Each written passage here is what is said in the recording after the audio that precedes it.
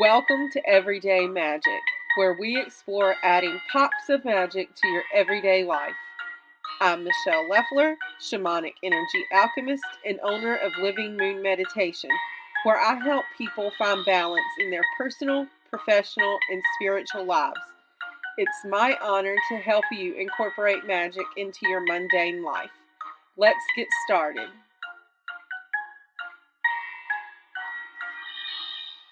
Are you tired of feeling stuck? Let's shift your energy. Start with my free quiz I made just for you. You'll get personalized tips for getting unstuck based on where your blocks are. You can find it at bit.ly/getunstuckchakraquiz. I have the link in the show notes for you. Today I want to talk about relationships and how different astrological elements mesh with each other. I want to start by pointing out that this is in relation to elements, not signs. So I'm not talking about like Capricorn and Gemini or Libra and Aries. I'm talking about water and fire or earth and air. I also want to point out that I'm speaking in generalities, and what I'm saying may or may not work for you in your relationships, depending on the work you and your partner put into the relationship. So keep that in mind. Now, a combination of elements in a relationship can create a loving balance, which results in a relationship that thrives on mutual growth and harmony. Two well-matched combinations are an air-fire relationship or an earth-water relationship. It doesn't mean that if your relationship is a different elemental mix that it can't work. I'm earth and my husband is air, and our relationship works great for us. But back to the examples. Why are air and fire and earth and water relationships a great match?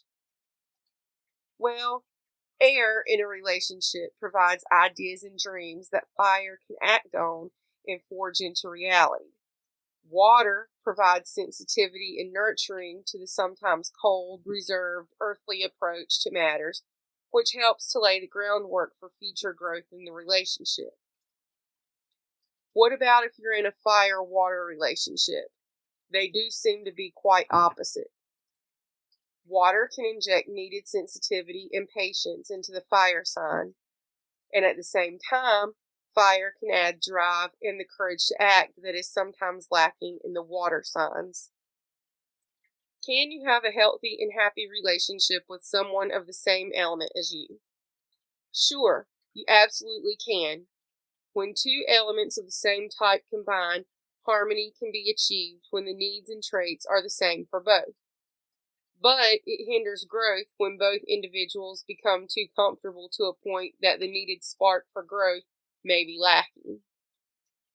In a fire-earth combination, we find that fire's initiative and drive can stimulate the sometimes laid-back and reserved nature of earth. At the same time, earth's practicality and discipline can be balanced to fire's sometimes quick-to-act ways. Ideally, we should strive for a balance of the elements, earth and water and air and fire. The other combinations can also work as long as both partners respect the other's needs and unique traits that both bring to the relationship, and they must utilize each other's strengths to balance. It's also important to remember that we are much more than our sun sign, and that we likely have most, if not all, of the elements somewhere in our natal chart.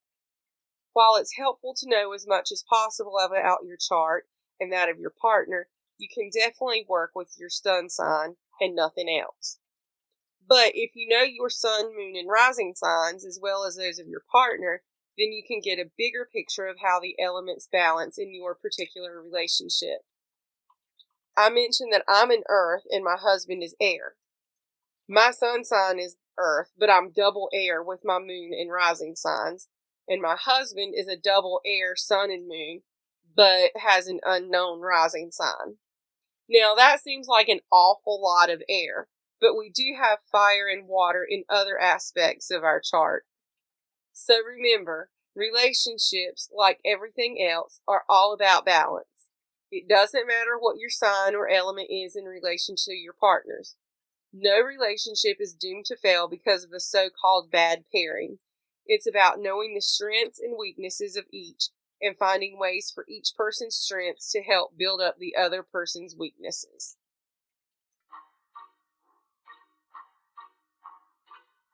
Thank you so much for listening to this episode of Everyday Magic. It's truly been my pleasure to talk to you today. If you like this episode, or you think it will be useful for someone else, please consider leaving a review on your favorite podcast app. If you've got any questions, send me a DM on Instagram at Living Moon Meditation. Remember, it's all about real magic for your real life. See you next time.